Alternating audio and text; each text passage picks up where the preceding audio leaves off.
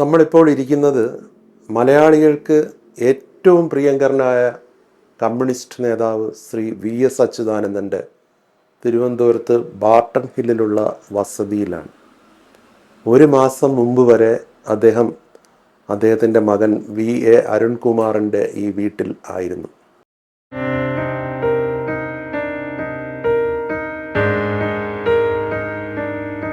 ഇപ്പോഴീ വീട്ടിൽ ഇരിക്കുമ്പം വലിയൊരു ശൂന്യതയല്ലേ? നമ്മളൊന്നും ഇവിടെ വന്ന് ഇരിക്കാറില്ല. ഇവിടെ നിന്നാൽ നമുക്ക് വല്ലാത്തൊരു വീർപ്പ് മുട്ടൽ തന്നെയാണ്. നമ്മൾ ഓരോ ദിവസവും മെച്ചപ്പെട്ടു വരുന്നു എന്നുള്ളത് പെട്ടെന്നാണ് കയ്യിൽ നിന്നങ്ങ് വഴുതി പോകുന്നതായി ഡോക്ടർമാർ പറയുന്നു. വിജയേട്ടനെയും ഗോവിന്ദൻ മാഷയും ഒക്കെ അറിയിച്ചു, ഇവരിങ്ങനെ രീതി പറയുന്നു, ഇങ്ങനെ കുഴപ്പത്തിലേക്കാണ് പോകുന്നതെന്നുള്ളത് അപ്പോഴേ പറഞ്ഞത്. ഞാൻ അവരെ വ്യവസായനെയൊക്കെ വിളിച്ച് പറഞ്ഞു.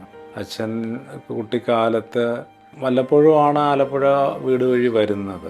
Even though he was not with us that time, നമുക്കതങ്ങനെ ഒരിക്കലും അങ്ങനെ തോന്നിയിട്ടില്ല. ഞാനിപ്പോഴും ഓർക്കുക, എൻ്റെ കൊച്ചിലെ ഒരു 5-ാം പനി പോലത്തെ ഒരു വലിയ പനി പിടിച്ച് വീട്ടിൽ കിടക്കുന്നു. അന്ന് അച്ഛൻ വരികയാണ്. അച്ഛൻ വന്ന് കെട്ടിപ്പിടിച്ച് നമ്മളെ കൂടെ കിടന്ന്, അപ്പോൾ ആ നൈറ്റ് നമ്മളവിടെ സ്പെൻഡ് ചെയ്യുകയാണ്. ഇത് രാവിലെ അച്ഛൻ അങ്ങ് പോകുമ്പോൾ നമുക്ക് ആ പനി പിന്നെ അങ്ങ് മാറുകയാണ്. എല്ലാം അച്ഛനെ ഫോക്കസ് ചുറ്റിപ്പറ്റിയാണ് നമ്മളെല്ലാം പ്ലാൻ ചെയ്യുന്നത്. അപ്പോൾ ഇവിടുത്തെ കാര്യങ്ങൾ നോക്കിയാണ് യാത്രകളും കാര്യങ്ങളും, അല്ലെങ്കിൽ ഓരോ ദിവസവും നമ്മൾ അങ്ങനെ പ്ലാൻ ചെയ്ത് പോയതുകൊണ്ട് അദ്ദേഹം ഇല്ലാത്ത ഒരു ദിവസം നമുക്ക് ചിന്തിക്കാനേ പറ്റുന്നുണ്ടായിരുന്നു. ശ്വാസം വരുന്നത് ആറ്റിങ്ങിൽ വരെ ചെറുപ്പക്കാരായ ആളുകളിങ്ങനെ കുട്ടികളും ഓടുകയാണ്, കരഞ്ഞുകൊണ്ട് ഓടുന്ന, അതൊക്കെ വല്ലാത്തൊരു. 2 ആഴ്ചയോളമായി ആ വേർപാടിന്. പക്ഷേ ലോകമെമ്പാടുമുള്ള മലയാളികൾ അതിൽ നിന്ന് ഇനിയും മുക്തമായിട്ടില്ല. കണ്ണേ കരളെ വി എസ് എ, ഞങ്ങളുടെ നെഞ്ചിലെ റോസാപ്പൂവേ എന്നൊക്കെ അവർ ഹൃദയത്തിൽ നിന്നാണ് പറഞ്ഞത്.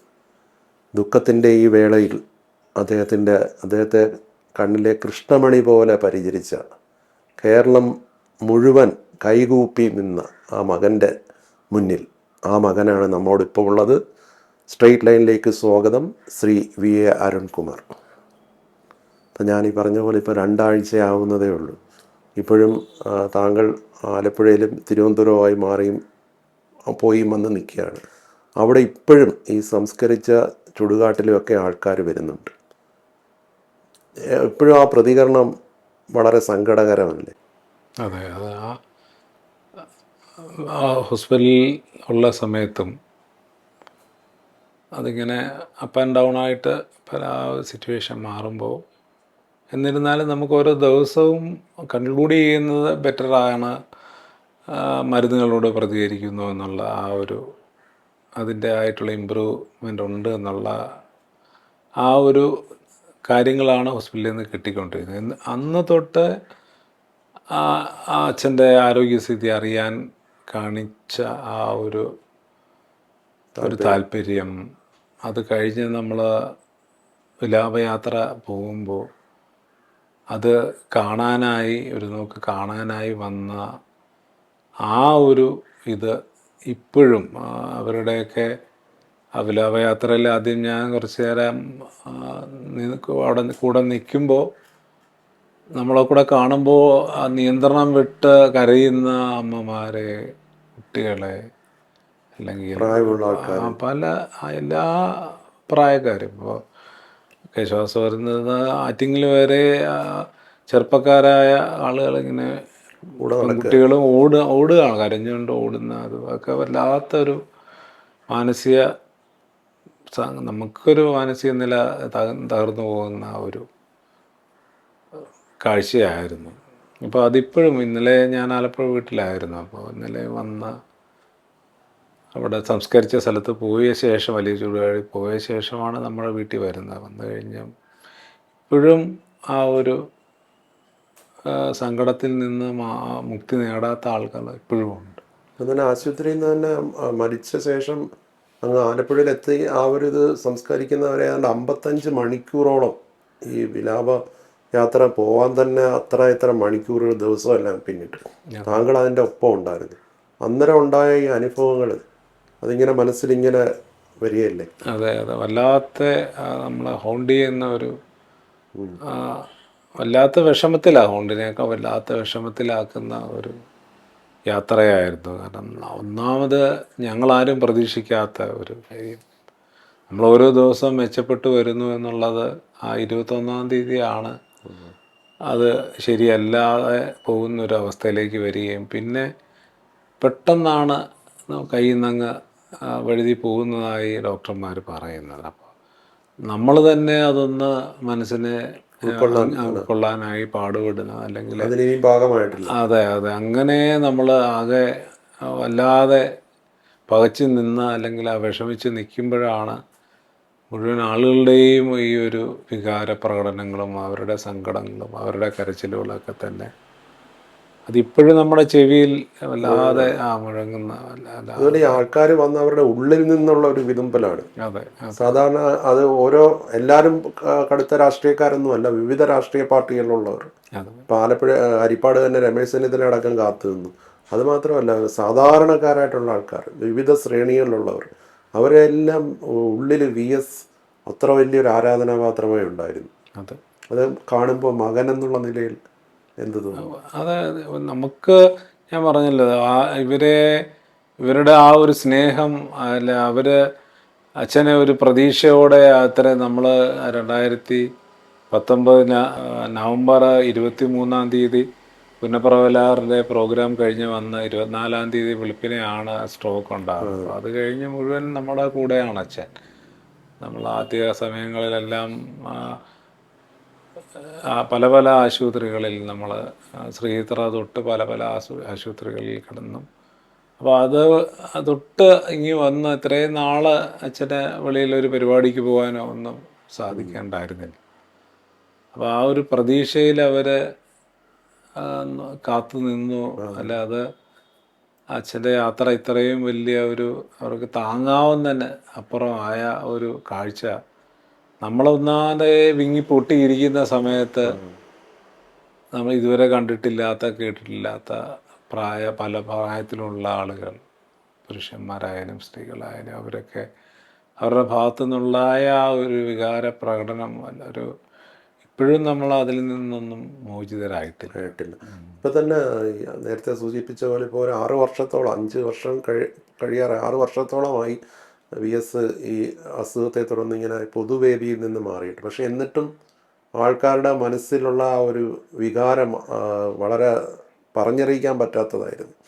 മറ്റൊന്ന്, ഈ കാലയളവിൽ ഈ ഒരു VSനെ ഈ എന്താ പറയുക, ഞാൻ ആദ്യം സൂചിപ്പിച്ച പോലെ കണ്ണിലെ കൃഷ്ണമണി പോലാണ് കുടുംബം പരിചരിച്ചത്.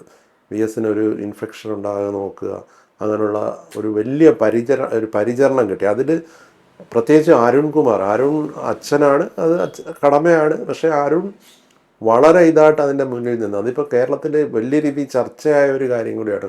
ഒരു മകൻ്റെ ഉത്തരവാദിത്തം നിറവേറ്റുന്നതിൽ ഒരു മാതൃക കാട്ടി. എന്താണ് അതിനെക്കുറിച്ച് പറയാൻ?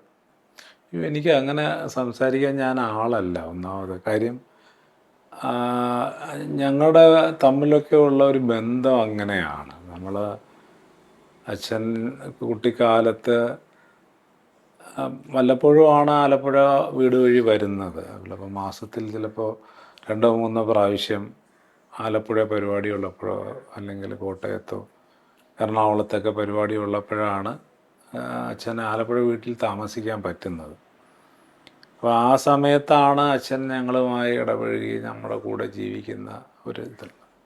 എന്നിരുന്നാലും അച്ഛൻ്റെ ആ ഒരു സാമീപ്യം, അച്ഛൻ്റെ ആ സ്നേഹവായ്പ എന്നും ഞങ്ങൾക്കൊരു even though he was not with us that time, നമുക്കതങ്ങനെ ഒരിക്കലും അങ്ങനെ തോന്നിയിട്ടില്ല. അപ്പം നമുക്കൊരാവശ്യം വരുമ്പോൾ, ഞാനിപ്പോഴും ഓർക്കുക, എൻ്റെ കൊച്ചിലെ ഒരു 5-ാം പനി പോലത്തെ ഒരു വലിയ പനി പിടിച്ച് വീട്ടിൽ കിടക്കുന്നു. നമ്മൾ അമ്മ ആശുപത്രിയിൽ പോയി കാണിച്ച് തിരിച്ച് വന്ന് കിടക്കുമ്പോൾ അന്ന് അച്ഛൻ വരികയാണ്. അച്ഛൻ വന്ന് കെട്ടിപ്പിടിച്ച് നമ്മളെ കൂടെ കിടന്ന്, അപ്പോൾ ആ നൈറ്റ് നമ്മളവിടെ സ്പെൻഡ് ചെയ്യുകയാണ്. ഇത് രാവിലെ അച്ഛൻ അങ്ങ് പോകുമ്പോൾ നമുക്ക് ആ പനി പിന്നെ അങ്ങ് മാറുകയാണ്. നമുക്ക് പിന്നെ ഒരു സംഗതി. അപ്പോൾ അങ്ങനെ ആണ് നമ്മൾ ഫുൾ ടൈം അച്ഛൻ ഞങ്ങളുടെ കൂടെ ഉണ്ടായിരുന്നില്ലെങ്കിൽ കൂടി ഞങ്ങളൊക്കെ തമ്മിലുള്ള ബന്ധം, ഞാനായാലും സഹോദരിയായാലും അമ്മയും അച്ഛനൊക്കെ ആയിട്ടുള്ളൊരു ബന്ധം അങ്ങനത്തെ ബന്ധമാണ്. അത് കഴിഞ്ഞ് ഞങ്ങൾ ഇവിടെ തിരുവനന്തപുരത്ത് താമസം തുടങ്ങുന്ന അച്ഛൻ പ്രതിപക്ഷ നേതാവായി കൻ്റോൺമെൻറ് ഹൗസിൽ താമസിക്കുമ്പോഴാണ്. അതുവരെ എല്ലാം നമ്മൾ ഇവിടെ വല്ലപ്പോഴും വരുന്നു, എം എൽ എ ഹോസ്റ്റലിലോ അല്ലെങ്കിൽ AKG സെൻറ്ററിലെ മുറിയിലോ താമസിച്ച് അങ്ങ് പോവുക എന്നുള്ളതാണ്. അപ്പോൾ താമസിക്കാൻ തുടങ്ങിയ അങ്ങനെയാണ്. അപ്പോൾ അത് കഴിഞ്ഞു അച്ഛനെന്നും കേരളത്തിൽ അങ്ങോളം ഇങ്ങോളം പരിപാടികളുണ്ട്. ഞങ്ങളുടെ കൂടെയുള്ള സമയങ്ങൾ കുറവാണ്. അപ്പോൾ അത് കഴിഞ്ഞാണ് ഈ അസുഖം വരുന്നത്. അപ്പോൾ അസുഖം വന്ന് പിന്നെ അച്ഛന് യാത്ര റെസ്ട്രിക്റ്റഡ് ആയിപ്പോയി. വലത് കാലിലെയും കൈയുടെയും ആ ഒരു സ്വാധീനക്കുറവ് വന്നു സ്ട്രോക്ക് കാരണം. പിന്നെ ഫർദർ ഇഷ്യൂസ് ഒന്നും വരാതെ നോക്കുക എന്നുള്ളത്. കാരണം ബെഡ് ആയിക്കഴിഞ്ഞാൽ അറിയാം, രോഗശൈലിയിൽ കിടക്കുമ്പോൾ പിന്നെ ഇൻഫെക്ഷൻ ഉണ്ടാകാൻ പാടില്ല. അപ്പം അതുണ്ടാകാതെ നോക്കുക എന്നുള്ളതാണ് നമ്മുടെ ഒരു പ്രൈമറി നമ്മൾ നോക്കേണ്ട ഏറ്റവും പ്രധാന കാര്യം എന്നുള്ളൊരു ബോധം നമുക്കുണ്ട്. അപ്പോൾ അതനുസരിച്ച്, കാരണം വെച്ചാൽ ഞാൻ പലപ്പോഴും പറഞ്ഞിട്ടുണ്ട്, കാരണം ഒരു ചെറിയ തുമ്മൽ തന്നെ പിന്നെ അത് ചുമയായി മാറും. ചുമയ്ക്ക് പിന്നെ ആൻറ്റിബയോട്ടിക് കൊടുക്കണം. ആൻറ്റിബയോട്ടിക് കൊടുക്കുമ്പോൾ പിന്നെ മോഷൻ ശരിയാകില്ല, ചിലപ്പോൾ ഡയറിയ പോലെ വയറിളക്കം പോലെ ആകും. പിന്നെ അത് അങ്ങനെ ആകുമ്പോൾ പിന്നെ ക്ലീനിങ് ഒക്കെ തന്നെ വിഷയമാണ്. അപ്പോൾ പൊട്ടാതൊക്കെ ഇരിക്കണം. പൊട്ടിപ്പോയാൽ പിന്നെ അത് ബെഡ് സോർ അടക്കമുള്ള വലിയ കോംപ്ലിക്കേഷൻ ആയിപ്പോകും. അപ്പോൾ ഇത് ഒരു തുമ്മൽ ഇത് മാറി ഒരു പഴയ രീതിയിലേക്ക് ആകാനായിട്ട് 45, 50, 60 ദിവസമൊക്കെയാണ് എടുക്കുക. അപ്പോൾ ഇത് കഴിയുമ്പോൾ പിന്നെ അദ്ദേഹത്തിൻ്റെ ആരോഗ്യസ്ഥിതി കഴിഞ്ഞതിനേക്കാൾ, ഈ ആൻറ്റിബയോട്ടിക് കഴിച്ച് വിശ്രമിച്ചതിനേക്കാൾ മോശമായിരിക്കും, കുറേ കൂടെ ഡിറ്റീരിയേഷൻ ഉണ്ടായിരിക്കും. അപ്പോൾ ഇത് അവോയ്ഡ് ചെയ്യുക എന്നുള്ളതാണ് ഡോക്ടർമാർ നമ്മളോട് പറഞ്ഞത്. അപ്പോൾ പിന്നെ നമ്മൾ വീട് അടച്ച് ജീവിക്കുക, ആൾക്കാരുമായിട്ടുള്ള ഈ അണുബാധ ഉണ്ടാകാതെ ഏതെങ്കിലും തരത്തിലുള്ളൊരു തുമ്മൽ പോലും വരാതെ നോക്കുക എന്നുള്ള ആ ഒരു ഇതിൽ നമ്മൾ പോയി. പിന്നെ അച്ഛൻ്റെ ആ ചിട്ടകൾ, അച്ഛൻ ഈ ആയുർവേദ കുഴമ്പുകളും എണ്ണകളൊക്കെ ഉപയോഗിക്കുന്ന ആളായിരുന്നു. അപ്പോൾ അതൊക്കെ തന്നെ നമ്മൾ എന്നും തേച്ചൊക്കെ കൊടുത്ത്, അപ്പോൾ അദ്ദേഹം എങ്ങനെയാണോ ജീവിച്ചത് അത് ആ ഒരു രീതിയിൽ തന്നെ ജീവിക്കാനായി അദ്ദേഹത്തിൻ്റെ കൂടെ ജീവിച്ചു എന്നുള്ളതല്ലാതെ അതിനകത്തൊരു വേറെ പ്രത്യേകിച്ച് നമ്മുടെ കുടുംബം മൊത്തത്തിൽ ആ ഒരു പരിചരണത്തിന് അതിനനുസരിച്ച് പൊരുത്തപ്പെട്ട് ആ രീതിയിലാണ് മുന്നോട്ട് അങ്ങനെ പോയി. നമ്മൾ ആ ഒരു ജീവിതം നയിച്ചു എന്ന ഈ 23-ാം തീയതി ഹോസ്പിറ്റലിൽ പോകുന്നവരെ നമ്മൾ അങ്ങനെ അങ്ങ് ജീവിച്ചു എന്ന് പറയാനാണ് ഞങ്ങൾക്ക് ഇഷ്ടം. അതല്ലാതെ വേറൊരു കാര്യം ഇതിനകത്ത് ഉള്ളതായിട്ട് തോന്നിയിട്ടില്ല. അല്ല, മാത്രമല്ല ഈ സന്ദർശകരെ നിയന്ത്രിച്ചതും ഈ ഇത്തരം ഒരു പരിചരണത്തിന്റെ ഭാഗമായിട്ടായിരുന്നു. അതെ, അത് മിക്കവാറും എല്ലാവരും തന്നെ അത് അംഗീകരിച്ചിരുന്നു. പ്രധാനപ്പെട്ട ആൾക്കാരെല്ലാം തന്നെ ഈ വീട്ടിൽ തന്നെ വെളിയിൽ വന്നു നിന്ന് അവരുടെ സ്നേഹാന്വേഷണം പറയും. അത് അച്ഛനോട് നമ്മൾ പറയും. ആ രീതിയിലാണ് എല്ലാവരും നമ്മളോട് സഹകരിച്ചു എന്നുള്ളൊരു വലിയ കാര്യം കൂടെ. പാർട്ടിയുടെ സഹകരണവും പൂർണ്ണമായിട്ടുണ്ട്. അതെ, അവരെല്ലാം തന്നെ ഇതുപോലെ പാർട്ടി നേതാക്കന്മാർ വരുമ്പോഴും എല്ലാം തന്നെ അവരും ഇതുപോലെ കാര്യങ്ങൾ നമ്മളോട് ചോദിക്കുകയും അന്വേഷിക്കുകയും ചെയ്തിട്ട് അവർക്ക് ആർക്കും ഇങ്ങനെ അച്ഛൻ്റെ കൂടെ നിൽക്കണം എന്താണ് എന്നുള്ള ഒരു കോംപ്ലിക്കേഷൻ പോവാതെ നമ്മളെ സഹായിച്ചു എന്നുള്ളതാണ്. ഈ നമ്മളിപ്പോൾ സംസാരിക്കുന്ന ഈ മുറി VS ഇരിക്കാറുണ്ടായിരുന്ന മുറിയായിരുന്നു. VSൻ്റെ കസേരയാണത്. ഈ മുറിയിലേക്ക് പിന്നെ ഈ രോഗബാധ അല്ലെ സ്ട്രോക്ക് ഉണ്ടായതിന് ശേഷം പിന്നെ ഈ വീൽ ചെയറിൽ ഈ മുറിയിൽ വന്നിരിക്കാറുണ്ടായിരുന്നു. അല്ല, ഈ വീട് നമ്മൾ വെച്ചത് തന്നെ നമ്മൾ ഈ ഗവൺമെൻറ് ഹൗസുകളാണ് തിരുവനന്തപുരത്ത് ഞങ്ങൾ താമസിച്ച് വന്നിരുന്നത്. അപ്പോൾ അത് ഇടയ്ക്ക് മാറുന്ന സമയത്ത് നമുക്ക് താമസിക്കാനൊരു സ്ഥലമില്ല എന്നുള്ളത് കൊണ്ടാണ് ഈ വീട് വെച്ച സമയത്ത് അച്ഛൻ ഭരണപരിഷ്കാര കമ്മീഷൻ എന്നുള്ള രീതിയിൽ കവടിയാർ ഹൗസിലായിരുന്നു. അപ്പോൾ അതിനിടയ്ക്കാണ് ഈ സ്ട്രോക്ക് വരുന്നത്. സ്ട്രോക്ക് വന്ന് അച്ഛൻ വയ്യാതാണ് ഈ വീട്ടിലേക്ക് വരിക. അപ്പോൾ ഈ വീട്ടിലെ അടുത്ത ബെഡ്റൂം ആയാലും ഈ അച്ഛന് വേണ്ടി നമ്മൾ നോക്കി വെച്ച ഈ ഓഫീസ് മുറിയാണെങ്കിലും അദ്ദേഹത്തിന് ഉപയോഗിക്കാൻ കഴിഞ്ഞില്ല എന്നുള്ളതാണ് ഏറ്റവും വലിയ വിഷമകരമായ കാര്യം. അപ്പോൾ ഈ നമ്മളിരിക്കുന്ന സ്ഥലം തന്നെ അദ്ദേഹം വീൽ ചെയറിലിരുന്ന് ഈ TV-യിലെ പ്രോഗ്രാമുകൾ കണ്ടു എന്നുള്ളതല്ലാതെ, കാരണം നമ്മൾ ഇത് കഴിഞ്ഞ് കവടിയാർ ഹൗസിൽ തന്നെ ആയിരുന്നു സ്ട്രോക്ക്, അവിടെ വെച്ചാണ് വരുന്നത്. അത് കഴിഞ്ഞ് ആദ്യത്തെ ട്രീറ്റ്മെൻറ്റ് കഴിഞ്ഞ് തിരിച്ചു വന്നു. പിന്നെ അച്ഛൻ തന്നെ പറഞ്ഞ് നമ്മുടെ ഈ ഭരണപരിഷ്കാര കമ്മീഷൻ്റെ റിപ്പോർട്ടുകളെല്ലാം അന്ന് ഏതാണ്ട് കൺക്ലൂഡ് ചെയ്യുന്ന സമയമായിരുന്നു. അതെല്ലാം തീർത്ത് സബ്മിറ്റ് ചെയ്യാനുള്ള പരിപാടികൾ നോക്കാൻ പറഞ്ഞു. അപ്പം നമ്മൾ ആ ഡിസംബർ കൊണ്ട് തന്നെ അതെല്ലാം തീർത്ത് സബ്മിറ്റ് ചെയ്ത് നമ്മൾ പെട്ടെന്ന് തന്നെ ഇങ്ങോട്ടും അത് റിസൈൻ ചെയ്തിങ്ങി പോരുക. കാരണം നമ്മുടെ ആ പീരീഡ് കണ്ടിന്യൂ ചെയ്യാതെ നമ്മൾ പിന്നെ ഇങ്ങ് പോന്നു കഴിഞ്ഞിട്ട് ബെഡ്റൂമിൽ മാത്രമാണ് അദ്ദേഹത്തിന് ഉപയോഗിക്കാൻ പറ്റിയത്. പിന്നെ രാവിലെയും വൈകിട്ടും ഒക്കെ നമ്മൾ പത്രം വായിച്ചു കൊടുക്കുമായിരുന്നു. പിന്നെ കുട്ടികളുടെ പാട്ട്, ചെറിയ ചെറിയ പരിപാടികൾ കാണുക എന്നുള്ളത് പണ്ട് തൊട്ടേ അച്ഛൻ്റെ ഒരു ഇഷ്ടമുള്ള പരിപാടി. കുഞ്ഞുങ്ങൾ പാടുന്ന ചില ഗാന പരിപാടികൾ കേൾക്കുക. അപ്പോൾ അതൊക്കെ തന്നെ വീൽ ചെയറിലാണ് അദ്ദേഹത്തിന് ഇവിടെ വന്ന് ഈ മുറിയിൽ നിന്നും ഇതിനേക്കാൾ കൂടുതൽ വെളിയിലാണ് ഇരുന്നത്. കാരണം നല്ല വായു സഞ്ചാരം ഉള്ളത് കൊണ്ട് അദ്ദേഹത്തിന് എന്നും ഈ പ്രകൃതിയുടെ ആ ഒരു താല്പര്യമുള്ളത് കൊണ്ട് വെളിയിലത്തെ വരാന്തയിലിരുന്നാണ് ഇതൊക്കെ പത്രം നമ്മൾ വായിച്ചു കൊടുത്തിരുന്നത്. പത്രം വായിച്ചു കേൾക്കാൻ താല്പര്യമുണ്ട്. എന്നും രാവിലെയും വൈകുന്നേരം നമ്മൾ പത്രം വായിച്ചു കൊടുക്കുമായിരുന്നു. ഈ 23-ാം തീയതി ഹോസ്പിറ്റലിൽ പോകുന്നതിൻ്റെ തലേദിവസം 22-ാം തീയതി വൈകുന്നേരവും ഞാൻ പത്രമൊക്കെ വായിച്ചു കൊടുത്തതാണ്.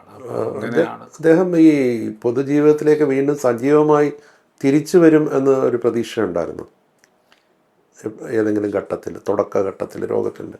അല്ല, നമ്മൾ അങ്ങനെ തന്നെയാണ്. അച്ഛൻ്റെ ജീവിതം പൊതുജീവിതമായി മാത്രമേ ഞാനൊക്കെ കണ്ടിട്ടുള്ളൂ. അപ്പോൾ അങ്ങനെ എന്നും പൊതു കാര്യങ്ങൾക്ക് വേണ്ടി ജീവിക്കുന്ന ആളാണല്ലോ അച്ഛൻ. അപ്പോൾ ഈ പത്രങ്ങൾ വായിച്ചു കൊടുക്കുമ്പോഴും കാര്യങ്ങൾ അച്ഛൻ എന്നും അപ്ഡേറ്റഡ് ആണ്. അച്ഛനൊരു ഓറിയൻറ്റേഷൻ ഇഷ്യൂ, അതായത് ഒരു കാര്യങ്ങൾ മനസ്സിലാകാത്ത ഒരു അവസ്ഥ ഇന്നേ വരെ ഈ 23-ാം തീയതി നമ്മൾ ഹോസ്പിറ്റലിൽ പോകുന്നവരെ ഉണ്ടായിട്ടില്ല. എന്നും അതിനെപ്പറ്റി ഒരു അവയർനെസ് അറിയാം, കാര്യങ്ങളറിയാം, എന്താണ് നടക്കുന്നതെന്നറിയാം, നമ്മൾ പറയുന്നത് മനസ്സിലാകും, പത്രം വായിച്ച് കേട്ടാൽ മനസ്സിലാകും.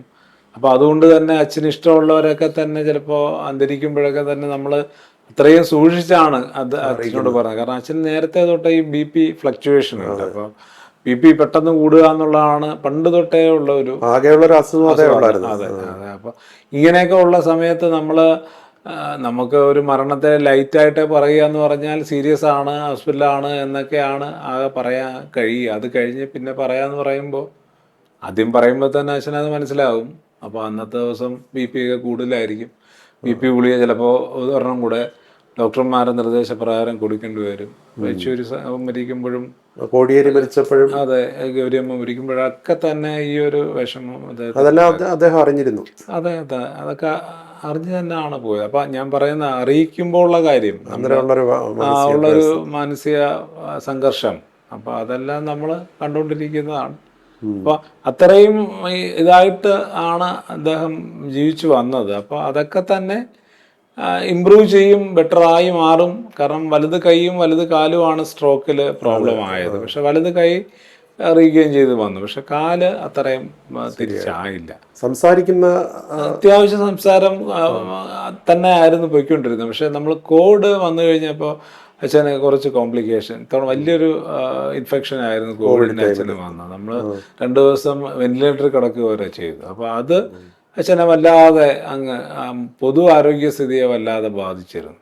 അപ്പോൾ അത് കഴിഞ്ഞ് കുറച്ച് സംസാരത്തിലൊക്കെ റെസ്ട്രിക്ഷനും കാര്യങ്ങളൊക്കെ ആയി, കുറച്ചുകൂടെ ഒരു ഡിറ്റീറിയേഷൻ വന്നു. എന്നിരുന്നാലും ഈ പ്രോസസ്സുകൾ, പത്രം വായനയും ഇങ്ങനെ നമ്മൾ കുഴമ്പ് തേച്ചുള്ള കുളിയും കാര്യങ്ങളൊക്കെ തന്നെ ഒരു മുടങ്ങാതെ തന്നെ നമ്മൾ കൊണ്ടുപോകുന്ന അത് അച്ഛന് അതൊക്കെ ആയിരുന്നു അച്ഛൻ്റെ ആരോഗ്യം കുഴപ്പമില്ലാതെ മുന്നോട്ട് പോകും. ഭക്ഷണമൊക്കെ പിന്നെ കുറെ കഴിഞ്ഞപ്പോൾ ഇതൊക്കെ ആയി മാറി. പിന്നെ അരുണിന്റെ വൈഫ് ഡോക്ടറാണ്, സഹോദരി ഭർത്താവും ഡോക്ടർ തങ്കരാജ്. അവരെല്ലാം എല്ലാ ദിവസവും നോക്കുമായിരുന്നു. അതെ. അവരുടെ പരിചരണം എന്നും ഉണ്ടായിരുന്നു. എന്തെങ്കിലും ഇഷ്യൂ വരുന്ന സമയത്തുള്ള കാര്യങ്ങൾ നമുക്ക് ഇതിന്റെ ഓരോ വിദഗ്ധ ഡോക്ടർമാരുടെ സേവനം ലഭിക്കാനൊക്കെ അതൊക്കെ വലിയ സഹായമായിരുന്നു. പേരക്കുട്ടികളോട് VS-ന് വലിയ താല്പര്യമായിരുന്നു. അതെ അല്ലേ? അവര് വന്ന് അടുത്തൊക്കെ നിൽക്കുമ്പോൾ ഒരു സന്തോഷം. അതെ.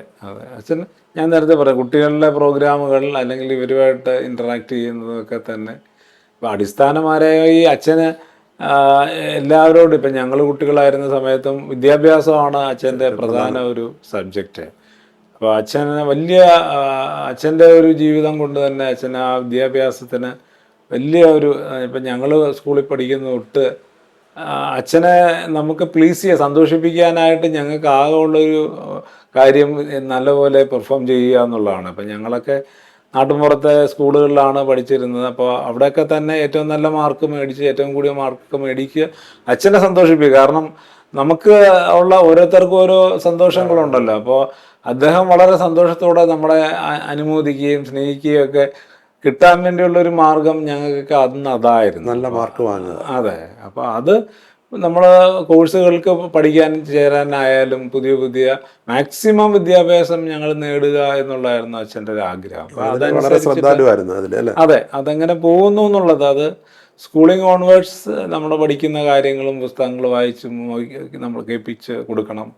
പിന്നെ നമ്മളെ കൊണ്ട് 4 ലൈൻ 4 ബുക്കിൽ എഴുതിപ്പിക്കൽ, ഇതൊക്കെ അച്ഛൻ്റെ കൈകേഷം കണ്ടിട്ടുണ്ടല്ലോ, മനോഹരമായ കൈകേഷം. അപ്പം അതുപോലെ ഓരോ കാര്യങ്ങളിലും അച്ഛൻ വളരെ ശ്രദ്ധാലുവായിരുന്നു.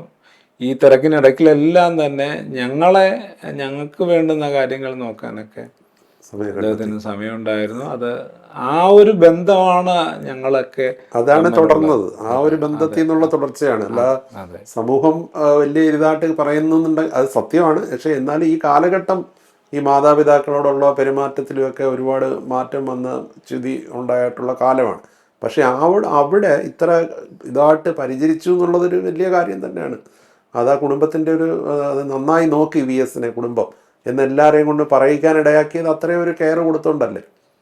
ഞാൻ അതാ പറഞ്ഞു, ഞങ്ങളുടെ ഒരു ബന്ധം അങ്ങനെയാണ്. ഞങ്ങളങ്ങ് ജീവിച്ചു എന്നുള്ളതല്ലാതെ അതിനകത്ത് പ്രത്യേകിച്ച് അങ്ങനെ ഒന്നും തോന്നിയിട്ടില്ല ഇതുവരെ. ഇപ്പം തന്നെ എനിക്ക് തോന്നുന്നു അരുണൊക്കെ തിരുവനന്തപുരത്ത് ആദ്യമായിട്ട് വരുന്നത് VS അടിയന്തരാവസ്ഥയിൽ ജയിലിൽ കിടക്കുമ്പോഴാണ്. അതെ അതെ, ഇവിടെ സെൻട്രൽ ജയിലിൽ. അതെ അതെ. ഞങ്ങൾ അച്ഛനെ കാണാനായിട്ട് ഞാനും അമ്മയും സഹോദരിയും കൂടാണ്, അമ്മയുടെ ചേച്ചിയുടെ മകനുണ്ട്, ഞങ്ങളാണ് വരുന്നത്. അപ്പോൾ ഞങ്ങൾ പഴയ വീട്ടിൽ ആലപ്പുഴയിലെ പഴയ വീട് 2 മുറി ഒരു വീടാണ്. അപ്പോൾ അവിടെ അന്ന് അച്ഛനെ ഇവർ കൊണ്ടുപോകുമ്പോൾ അതൊക്കെ തന്നെ വിഷ്വലായിട്ട് ഒന്നും ഓർമ്മയില്ല. പക്ഷേ ഇങ്ങനെ കുറേ ആൾക്കാർ സംസാരിക്കുന്നു, ഇങ്ങനെ നല്ല ഈ ബൂട്ട് ചവിട്ടുന്ന ഒച്ചകളും. അച്ഛൻ ഞങ്ങളെ തൊള്ളയിലെടുത്ത് പിന്നെ നമ്മളെ കിടത്തി, പിന്നെ ഞങ്ങളങ്ങ് ഉറങ്ങിപ്പോയി. എന്തായതൊന്നും അറിയില്ല. പിന്നെയാണ് ഇത് ഇങ്ങനെ അറസ്റ്റ് ചെയ്തുകൊണ്ട് പോയതാണ് എന്നറിയുകയും പിന്നെ കാണാനായിട്ടുള്ള ഒരു അവസരം വന്നു. അമ്മയുടെ കൂടെ ഞങ്ങൾ ആലപ്പുഴയിൽ നിന്ന് ആദ്യത്തെ തിരുവനന്തപുരം യാത്രയാണ്. ഇവിടെ വരുന്നു, പൂജപ്പുര സെൻട്രൽ ജയിലിൽ ചെല്ലുന്നു. അവിടെ വെച്ചിട്ട് ഇങ്ങനെ നമ്മൾ ആ വെയിറ്റിംഗ് ഏരിയയിൽ ഇരിക്കുമ്പോൾ അച്ഛനിങ്ങനെ മറ്റേ ഒരു ഇടിവണ്ടി പോലത്തെ ഒരു ചാപ്ര വണ്ടി ഉണ്ടല്ലോ പഴയ ഒരു, ഇപ്പോൾ ആ വണ്ടികളൊന്നും ഇല്ലയെന്ന് തോന്നുന്നു. അപ്പോൾ അതിനകത്ത് അച്ഛനെ കൊണ്ടുവന്ന് ഇറക്കുന്നു. അച്ഛൻ നടന്നു വരുന്നു, വന്ന് ഞങ്ങളെ എടുക്കുന്നു, ഒരു ഉമ്മ തരുന്നു. ഇതൊക്കെ ഒരു വല്ലാത്ത ഒരു ഇതായിട്ട് നമുക്ക് ഇപ്പോഴും മനസ്സിൽ ഇങ്ങനെ നിൽക്കുന്ന ഒരു ഓർമ്മയാണ്.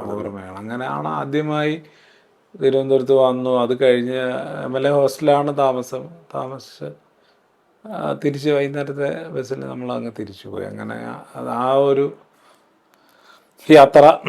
മുതിർന്ന ശേഷം മകൻ എന്നുള്ള നിലയിൽ അല്ലെങ്കിൽ വീട്ടിലെ VS എന്തെങ്കിലും ആഗ്രഹങ്ങൾ വല്ലതും പറയുമായിരുന്നു, എന്തെങ്കിലും താല്പര്യമോ അങ്ങനെ ഒരു പ്രകൃതം ഉണ്ടായിരുന്നു? ഇല്ല, അച്ഛൻ അങ്ങനെ ഒരു താല്പര്യമുള്ള അച്ഛൻ ചിട്ടയായ ജീവിതത്തിൻ്റെ ആളാണല്ലോ, അതിൽ മുറുകെ പിടിച്ചല്ലേ.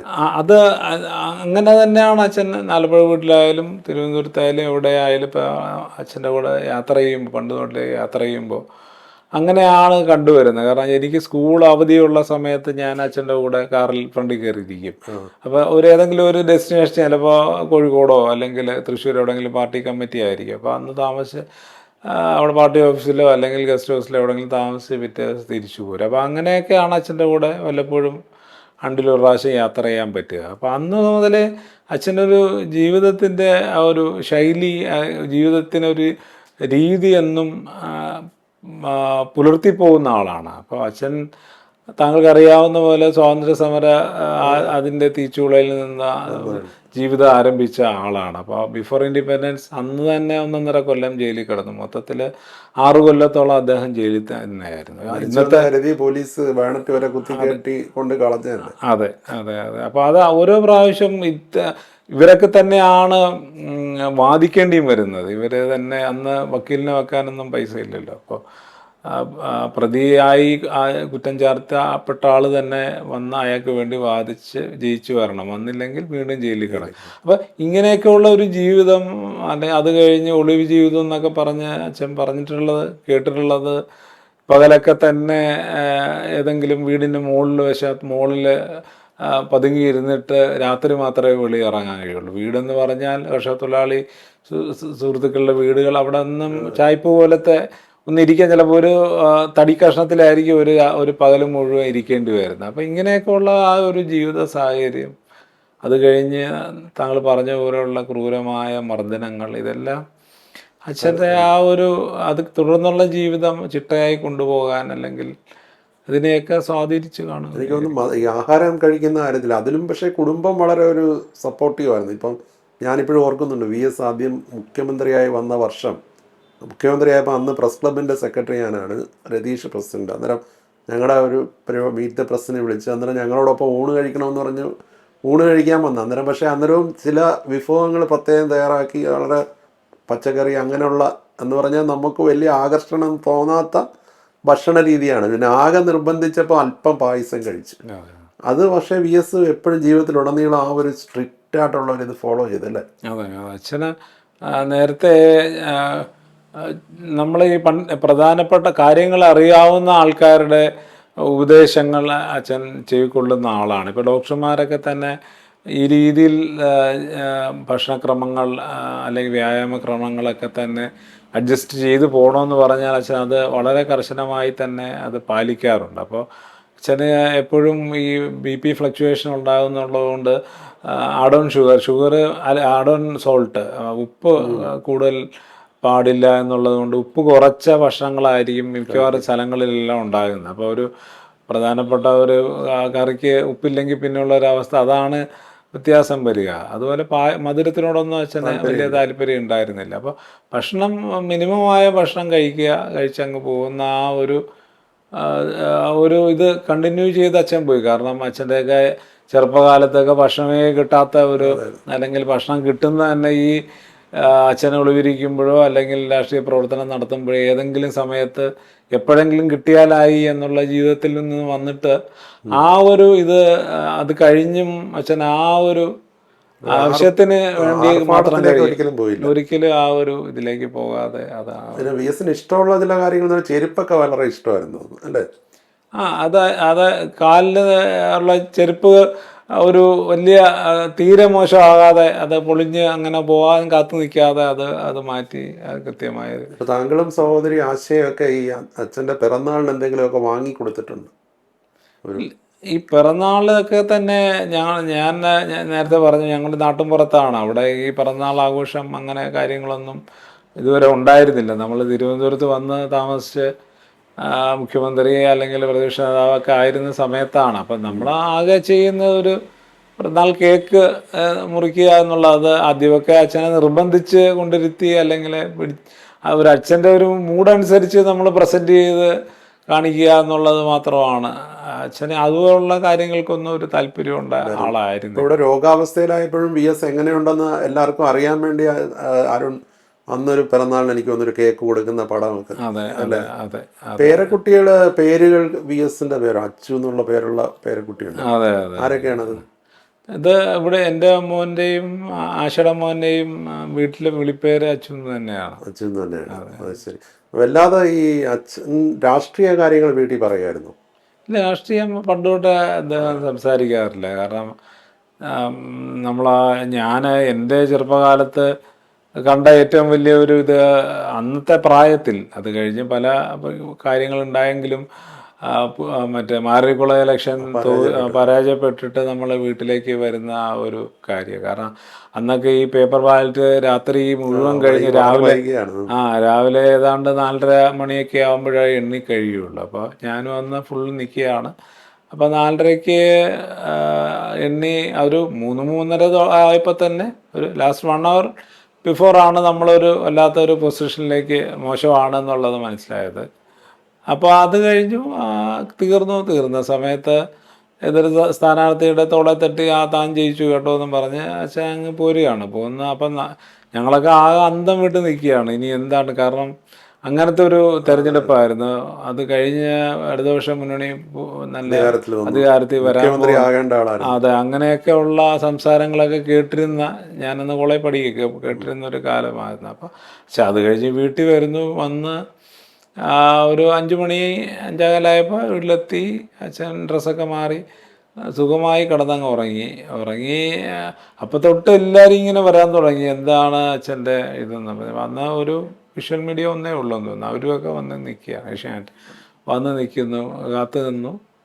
കുറച്ച് കഴിഞ്ഞ് അച്ഛന് കമ്മിറ്റിക്ക് പോകണം, തിരുവനന്തപുരത്ത് പോകണമെന്ന് പറഞ്ഞാൽ അച്ഛൻ ഡ്രസ്സ് ചെയ്ത് അച്ഛനെങ്കിൽ പോകുന്നു. അവർ ചോദിച്ചതിനൊക്കെ ഇതിൽ കാര്യമെല്ലാം പാർട്ടി തീരുമാനിക്കട്ടെ എന്ന് പറഞ്ഞങ്ങ് പോകുന്നു. അപ്പോൾ ഇങ്ങനെയുള്ള ഒരു കാര്യവും അന്ന് തൊട്ടേ ഏത് സാഹചര്യങ്ങളെ നേരിടാനുള്ള ഒരു മനഃശക്തി അദ്ദേഹത്തിനുണ്ടായിരുന്നു, അതെ മനക്കരുത്ത്. അതെ പിന്നീട് പക്ഷേ VS ഒരു അവസാന ഘട്ടങ്ങളിൽ ഇലക്ഷനിൽ പോകുമ്പോഴും എല്ലാം അരുൺ കൂടെ കുടുംബത്തിന്റെ ഒരു സപ്പോർട്ടായി അരുൺ തന്നെ അനുഗമിച്ചിരുന്നില്ലേ? അതെ അതെ. കാരണം നമ്മൾ അച്ഛൻ്റെ ഭക്ഷണ രീതികളും കാര്യങ്ങളും ഒക്കെ തന്നെ അത് സമയത്ത് കൊടുക്കാനും അത് അറേഞ്ച് ചെയ്യാനും കുടിക്കാൻ ചൂടുള്ള ഇറക്കമുള്ള കാര്യങ്ങൾ പാർട്ടി സഹാക്കൾ അതിനകത്തെല്ലാം വളരെ വിജിലൻ്റാണ്. എന്നിരുന്നാലും നമുക്കൊരു സമാധാനം, അതിനുവേണ്ടി എല്ലാ ഇലക്ഷനും ഞാനും കൂടെ പോകുമായിരുന്നു. VS വല്ലാതെ വിഷമിച്ച് കണ്ട സന്ദർഭമുണ്ടോ?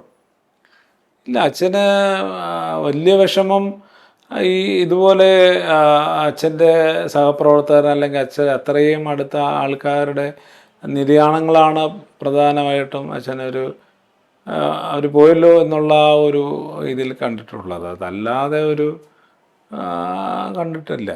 രാഷ്ട്രീയം ചോദിക്കേണ്ട ഒരു സന്ദർഭമല്ല ഇത്. പക്ഷേ പിണറായി വിജയൻ എപ്പോഴും ഇത്തരം ആരോഗ്യ കാര്യങ്ങളെക്കുറിച്ചൊക്കെ അന്വേഷിക്കാറില്ലായിരുന്നു? അവർ തമ്മിലുള്ള അടുപ്പത്തെക്കുറിച്ച് എപ്പോഴെങ്കിലും സംസാരിച്ചിട്ടുണ്ടോ?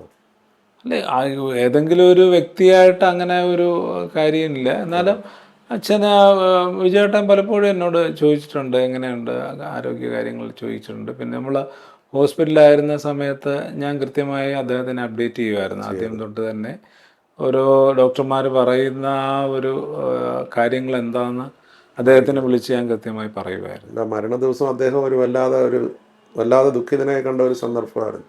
ആശുപത്രി വന്ന് അന്നേരം തന്നെ, എന്നിട്ട് കുറെ കഴിഞ്ഞിട്ടാണല്ലോ താഴോട്ട് ഇറങ്ങി വന്ന്, അല്ലേ? അതെ, അത് അന്ന് പിന്നെ കുറച്ച് പ്രൊസീജിയറുകളൂടെ ഉണ്ടായിരുന്നു നമുക്ക്. അവരുടെ കുറെ കാര്യങ്ങൾ ചെയ്ത് സെറ്റ് ചെയ്തല്ലേ നമുക്ക് ഇറങ്ങാൻ പറ്റുള്ളൂ. അതെല്ലാത്തിൻ്റെ പാർട്ടി എല്ലാ ഘട്ടത്തിലും എല്ലാ സഹകരണവും സഹായവുമായി ഉണ്ടായിരുന്നു.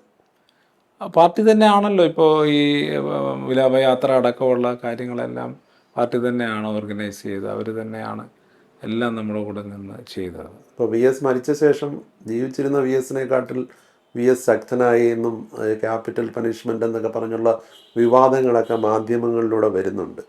അതൊക്കെ കാണുമ്പോൾ എന്ത് തോന്നുന്നു? അല്ല, രാഷ്ട്രീയമായി ഒരു കാര്യം പറയാൻ ഞാൻ ആളല്ല. ഈ ഒരു സമയം അതിനുവേണ്ടി ഉള്ള സമയവുമല്ല. അപ്പം ഞങ്ങളൊക്കെ തന്നെ ആ ഒരു വിഷമത്തിൽ നിന്ന് ഇതുവരെ മോചിതരായില്ല. ഞാൻ പറഞ്ഞില്ല, ഇന്നലെ ഞാൻ രാത്രിയാണ് ആലപ്പുഴ നിന്ന് വരുന്നത്. അപ്പോഴും ഒന്ന് രണ്ട് ഒരു ഫാമിലി ചെറുപ്പക്കാരാണ്. അവർ വന്ന അവർക്കൊന്നും ഒരു കാര്യവും അച്ഛൻ ചെയ്തു കൊടുത്തത് ഒന്നുമല്ല. എന്നാലും അവരൊക്കെ വന്ന സംസാരിക്കാൻ തുടങ്ങുമ്പോഴേ അവരങ്ങ് വിതുമ്പി അങ്ങ് പോവുകയാണ്. കാസർഗോഡ് നിന്നൊരു പയ്യൻ വന്നിരുന്നു. അവന് ഒരു പ്രാവശ്യം കണ്ട് അച്ഛനെ കണ്ടിട്ടേ ഉള്ളൂ. അപ്പം ഇതുപോലെ അദ്ദേഹവും വീട്ടിൽ നിന്ന് അങ്ങ് കരയുക. അപ്പം നമ്മൾ അവരെ എന്ത് പറഞ്ഞ് ആശ്വസിപ്പിക്കണമെന്ന് നമുക്കറിയില്ല. നമ്മൾ തന്നെ ഇതിനകത്തുനിന്നൊരു മോചിതര. അമ്മയൊക്കെ തന്നെ കഴിഞ്ഞ ദിവസം കട്ടിലേന്ന് വീണു കാണില്ല. അപ്പോൾ ആ ഒരു ഇപ്പോൾ ബെറ്ററാണ്. അപ്പോൾ ആ ഒരു നമ്മൾ ഇതുവരെ അത് അംഗീകരിച്ച് പോകുന്ന ആ ഒരു സ്ഥിതിയിലായില്ല. അതെ അതെ അതെ അതെ. അപ്പോൾ അങ്ങനെയാണ് ഇപ്പോൾ പേരക്കുട്ടികളും എല്ലാം എല്ലാവരും കുടുംബത്തിലെല്ലാവരും ആ ഒരു മനസ്സിനെ ഇതൊന്ന് അംഗീകരിപ്പിച്ച് മുന്നോട്ട് പോകുന്ന ഒരു ശ്രമത്തിലാണ് ഇപ്പോഴും നമ്മൾ. ഈ VS വെച്ച ഒരു വലിയ രാഷ്ട്രീയമുണ്ട്, അതായത് പരിസ്ഥിതി ഉൾപ്പെടെയുള്ള ഒരുപാട് കാര്യങ്ങൾ. ഇപ്പോൾ അരുൺ IHRDയുടെ ഡയറക്ടർ പദവിയിലാണ്. സർവീസിന് എത്ര ആളുണ്ടെന്ന് എനിക്കറിയില്ല. പക്ഷേ അരുൺ എപ്പോഴെങ്കിലും രാഷ്ട്രീയത്തിലേക്ക് വരണം എന്ന് VS ആഗ്രഹിച്ചിരുന്നു? ഞാൻ പറഞ്ഞില്ല, അങ്ങനെ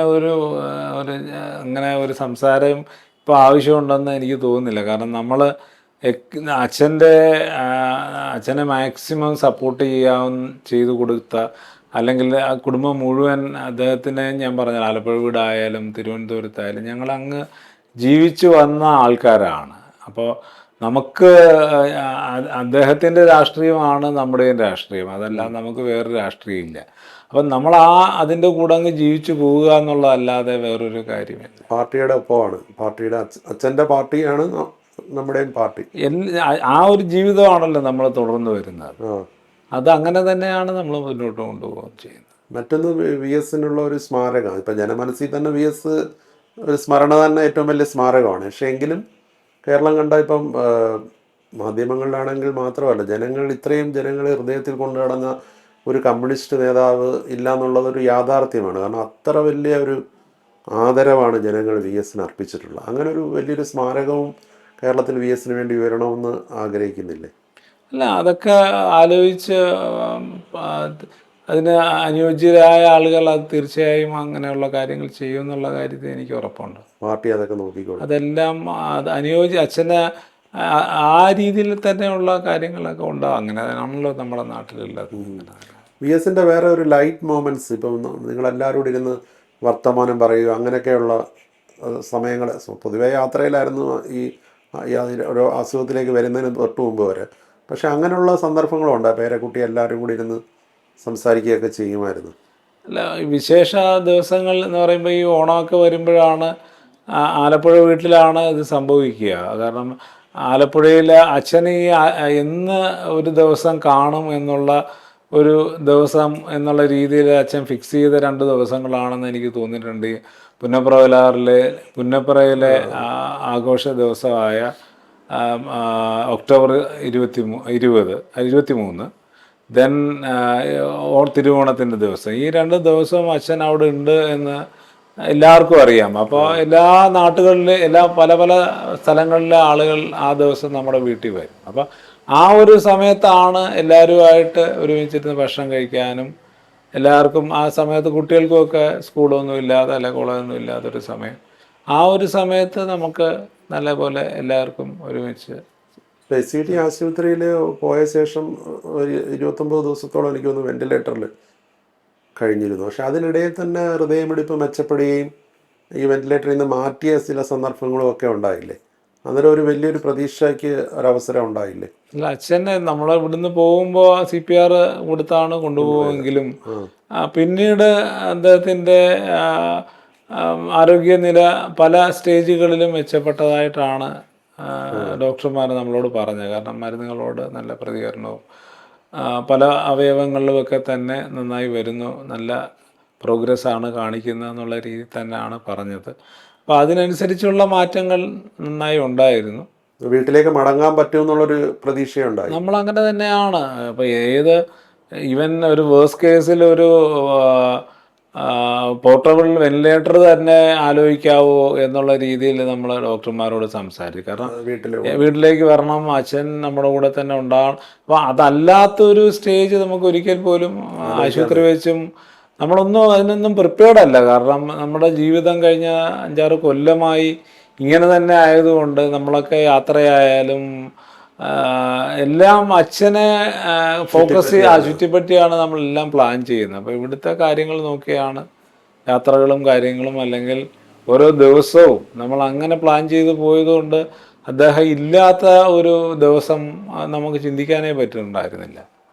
അപ്പോൾ ആശുപത്രി റിപ്പോർട്ടുകളെല്ലാം തന്നെ നമ്മൾ ആ ദിവസങ്ങളിലെല്ലാം ഇവൻതോ നമുക്ക് കുറച്ച് ടെൻഷനൊക്കെ ഉണ്ടാകുന്ന സിറ്റുവേഷനുകൾ ഉണ്ടായിരുന്നെങ്കിലും അതിൻ്റെ ഒരു കൺക്ലൂഷൻ വൈകുന്നേരം ആകുമ്പോൾ കുഴപ്പമില്ല, നന്നായി വരുന്നുണ്ട്, അത് ശരിയായിട്ടുണ്ട് എന്നുള്ള രീതിയിലാണ് മെഡിക്കൽ കോളേജിൽ നിന്നുള്ള മെഡിക്കൽ ടീമും ഒക്കെ വന്നു. അതെ, നമ്മൾ ഒന്ന് റിക്വസ്റ്റ് ചെയ്തിരുന്നു അതൊന്ന് ക്രോസ് ചെക്ക് ചെയ്യണമെന്ന്. കാരണം നമ്മൾ ആദ്യം തൊട്ടേ നമ്മുടെ പോകുന്ന രീതി കറക്റ്റാണോ എന്നുള്ളത് ഒരു സെക്കൻഡ് ഒപ്പീനിയൻ വാങ്ങുന്നത് എപ്പോഴും നല്ലതാണല്ലോ. അപ്പോൾ അത് നമ്മളൊന്ന് പറഞ്ഞിരുന്നു. നേരത്തെ കോവിഡ് ആയിരുന്ന സമയത്തും അങ്ങനെ ഒരു സഹായം നമുക്ക് കിട്ടിയിരുന്നു. അപ്പോൾ അതുകൊണ്ട് ആ ട്രീറ്റ്മെൻറ്റും ചെയ്ത സമയത്തും ഒരു സഹായം ഉണ്ടായിരുന്നു. അപ്പോൾ അതുകൊണ്ട് ഇത്തവണയും നമ്മളത് പറഞ്ഞു. അവർ 2 സമയമായിട്ട് വന്ന് ആദ്യം നോക്കിയ സമയത്തുള്ള ആ ഒരു ബുദ്ധിമുട്ടുകൾ കാര്യങ്ങൾ അവർ പറഞ്ഞു. എന്നിരുന്നാലും നമ്മുടെ പ്രോസസ്സ് അവർ ചെയ്തു വരുന്ന ട്രീറ്റ്മെൻ്റ് എല്ലാം കറക്റ്റാണ്, അങ്ങനെ പോയാൽ മതി എന്ന് പറഞ്ഞു. പിന്നെ അത് കഴിഞ്ഞുള്ള റിവ്യൂവും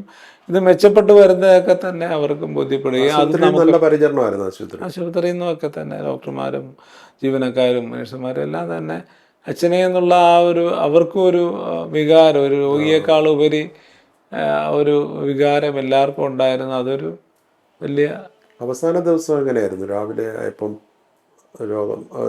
രാവിലെ ആസ് യൂഷ്വൽ ഞാൻ ആ ഹോസ്പിറ്റലിൽ തന്നെയാണ് താമസിച്ചിരുന്നത്. അപ്പോൾ കുളിക്കാൻ വേണ്ടി മാത്രമാണ് ഇവിടെ വന്നിരുന്നത്. അപ്പോൾ രാവിലെ ഒരു 10-11 10:30 വരെയൊക്കെ വലിയ വിഷയം നമ്മൾ കണ്ടില്ല. 10:30 കഴിയുമ്പോൾ ആണ് ഇവർ ഡോക്ടേഴ്സ് എല്ലാം കൂടെ ഒരു ബ്രീഫിംഗ് ഉണ്ട് നമ്മളോട് എന്താണ് എങ്ങനെ പോകുന്നു എന്നുള്ളത് തലേദിവസത്തെ രാത്രിയിലെ കാര്യങ്ങളും വെച്ചിട്ട് അതുവരെയുള്ള തലേദിവസത്തെ ബ്രീഫിങ്ങിന് ശേഷം ആൾക്കുള്ള മാറ്റങ്ങളും കാര്യങ്ങളും എന്തൊക്കെയാണ് എന്നുള്ളത് പറയുമായിരുന്നു. ഞങ്ങൾ ഫാമിലി മെമ്പേഴ്സിനോട് പറയുമായിരുന്നു. അപ്പോഴാണ് പറയുന്നത് വിചാരിച്ച പോലല്ല ചില പ്രശ്നങ്ങൾ കാണുന്നുണ്ട്, ചെറിയ ബ്ലീഡ് പോലെ കാണുന്നുണ്ട്, അതൊരു സുഖമില്ലാത്ത ലക്ഷണമാണ്, അത് ഇനിയും വന്നാൽ അത് കൺട്രോൾ ചെയ്യാൻ പറ്റാത്ത അവസ്ഥയിലേക്ക് പോകും എന്നുള്ളത് പറഞ്ഞ് കുറച്ചുകൂടെ കഴിഞ്ഞ് പിന്നെ വീണ്ടും അഗെയിൻ ബ്ലീഡിങ് പോലെ ആയി എന്നുള്ള രീതി. അപ്പോൾ പിന്നെ അങ്ങോട്ട് ഇവരുടെ എല്ലാം മുഖം ഒരു പ്രസന്നത ഡോക്ടർമാരുടെ മുഖത്തുനിന്ന് കാണാഞ്ഞത് കൊണ്ട് തന്നെ ആകാംക്ഷയുടെ മുഖം കാണുമ്പോൾ നമുക്കും അതനുസരിച്ചിട്ടുള്ള ആ ഒരു ബുദ്ധിമുട്ടുകളും കാര്യങ്ങളും ആയിരുന്നു. പിന്നെ വൈകുന്നേരം ഉച്ച കഴിഞ്ഞപ്പോൾ പിന്നെ കൺട്രോളല്ല എന്നുള്ള രീതിയിൽ അവർ പറഞ്ഞു. ഞാൻ പിന്നെ അപ്പം തന്നെ വിജയേട്ടനെയും ഗോവിന്ദൻ മാഷയും ഒക്കെ അറിയിച്ചു, ഇവരിങ്ങനെ രീതി പറയുന്നു, ഇങ്ങനെ കുഴപ്പത്തിലേക്കാണ് പോകുന്നതെന്നുള്ളത് അപ്പോൾ പറഞ്ഞത്. ഞാൻ അവരെ വ്യവസായനെയൊക്കെ വിളിച്ച് പറഞ്ഞു. ഇവിടെ ഉള്ളവരൊക്കെ അതെ മാഷ് പാർട്ടി നേതാക്കളും അറിഞ്ഞ എല്ലാവരും. കാരണം നമുക്കൊരിക്കൽ പോലും ഇതൊരു പ്രതീക്ഷയില്ല. കാരണം പലരും പറയാറുണ്ട് ഇത് കഴിഞ്ഞ് നമ്മളൊക്കെ നേരത്തെ ഹോസ്പിറ്റലിൽ പോയാൽ പിന്നെ അങ്ങോട്ടൊരു ഡിറ്റീറിയേഷനാണ്, പിന്നെ അങ്ങ് വഷളായി പോകുന്നു എന്നുള്ളപ്പോൾ രോഗിയെ കാണാനും തയ്യാറെടുത്തൊക്കെ വരാം, അപ്പോൾ അവർക്ക് യാത്രയ്ക്കുമൊക്കെ സൗകര്യമാണെന്നൊക്കെ പറഞ്ഞിട്ട് പലരും പറഞ്ഞിരുന്നു കഴിഞ്ഞ ഇടയ്ക്കുമൊക്കെ തന്നെ. പക്ഷെ നമ്മുടെ വർഷം നമ്മളൊരു രോഗി റിക്കവർ ചെയ്ത് തിരിച്ചു വരുന്ന ഒരു രോഗിയായിട്ടാണ് നമ്മൾ 21-ാം തീയതി ആ ഒരു പകൽ വരെ അല്ലെങ്കിൽ ഉച്ചയ്ക്ക് മുമ്പ് വരെ നമ്മൾ ആ ഒരു കോൺഫിഡൻസ് മാത്രമേ നമുക്കുണ്ടായിരുന്നുള്ളൂ. അപ്പോൾ അതാണ് പെട്ടെന്ന് അങ്ങ് മാറി അങ്ങ് പോകുന്ന ഒരു അവസ്ഥയിലേക്ക് വന്നത്. അതുകൊണ്ട് തന്നെ ഒട്ടൊരു നമുക്കൊരു പ്ലാൻ ചെയ്യാനോ ഈ അന്നത്തെ ദിവസം ഇങ്ങനെ ഇത്രയും മണിക്കൂർ എടുത്തെന്ന് പറഞ്ഞാൽ എല്ലാവരും അന്തം വിട്ട് ആരും ഇങ്ങനെ ഇത് പ്രതീക്ഷിക്കുന്നില്ലല്ലോ, ഇങ്ങനൊരു സംഭവം ഉണ്ടാകും. അങ്ങനത്തെ ഒരു ഇപ്പോഴേ വീട്ടിൽ ഇരിക്കുമ്പം വലിയൊരു ശൂന്യതയല്ലേ? അതെ നമ്മളൊന്നും ഇവിടെ വന്ന് ഇരിക്കാറില്ല. ഇരുന്നാൽ ഇപ്പോൾ ഈ ആലപ്പുഴയിൽ പോയും ഇങ്ങനെ വന്ന് നിൽക്കുന്നതുകൊണ്ട് ഉള്ളൊരു ഇതാണ്. ഇവിടെ ഇരുന്നാൽ നമുക്ക് വല്ലാത്തൊരു വീർപ്പ് മുട്ടൽ തന്നെയാണ് ഇപ്പോഴും. നമ്മൾ നമ്മളിവിടെ അച്ഛൻ്റെ കാര്യങ്ങൾ, അതുമായിട്ടുള്ള മെഡിസിൻ അല്ലെങ്കിൽ അതുമായി ഉള്ള ഓരോ കാര്യങ്ങൾ, ഫിസിയോതെറാപ്പിസ്റ്റ് വരലായാലും നേഴ്സിംഗ് കെയർ ആയാലും ഇടയ്ക്കുള്ള ഡോക്ടേഴ്സിൻ്റെ കാര്യമായാലും ഇങ്ങനെ അച്ഛന് വേണ്ടി രാവിലെ മുതൽ ഒരു സെറ്റ് കാര്യങ്ങൾ ഇങ്ങനെ നടന്നുകൊണ്ടേയിരിക്കും. അച്ഛൻ്റെ ഭക്ഷണക്രമമുണ്ട്, ഇവർ ഏറ്റവും അത്യാവശ്യം വേണ്ടുന്ന പോഷകമൂല്യമുള്ള കാര്യങ്ങൾ കഴിക്കാൻ വേണ്ടിയുള്ള കുറേ പ്രിസ്ക്രിപ്ഷൻസ് ഡോക്ടേഴ്സ് തന്നിട്ടുണ്ട് നമ്മൾ ഭക്ഷണത്തിൽ ഉൾപ്പെടുത്തേണ്ടത്. അപ്പം ഇങ്ങനെയൊക്കെ ഉള്ള കാര്യങ്ങൾ അത് അറേഞ്ച് ചെയ്യുക, അങ്ങനെ. അപ്പോൾ ഓരോ കാര്യത്തിലും ഇങ്ങനെ നമ്മളെല്ലാം എൻഗേജ്ഡാണ്, ഫുള്ളി എൻഗേജ്ഡായിട്ട് ഇതേന്നും പറഞ്ഞ് ഇരുന്ന് മൾട്ടിപ്പിൾ പല കാര്യങ്ങൾ ഇതുമായിട്ട് റിലേറ്റഡ് ആയിട്ടുള്ള കാര്യങ്ങളുണ്ടായിരുന്നു. അപ്പോൾ അതെല്ലാം നമ്മൾ ഓരോരുത്തരും ഓരോ ജോലി ചെയ്ത് ഓരോ കാര്യങ്ങൾ അദ്ദേഹത്തിന് വേണ്ടി ചെയ്ത് ഇങ്ങനെ വന്നത് ഒരു ദിവസം ഒരു സമയത്ത് പെട്ടെന്നങ്ങ് നിന്നുപോയത് ഒരു വല്ലാത്ത ഒരു നമ്മളൊന്ന് അംഗീകരിച്ച് വരാനായിട്ട് ആ ഒരു വേർപാട് ഒരിക്കലും അത് ഉൾക്കൊള്ളാൻ നമുക്ക് കഴിയില്ല. പ്രത്യേകിച്ച് കേരളത്തിന് തന്നെ ഉൾക്കൊള്ളാൻ പറ്റുന്നില്ല. അന്നേരം പിന്നെ കുടുംബത്തിലെ ആ കാര്യം പറയണ്ടു. എന്തായാലും ഈ വേളയിൽ ഇത്രയും നേരം സംസാരിച്ചതിന് വളരെ താങ്ക് യു.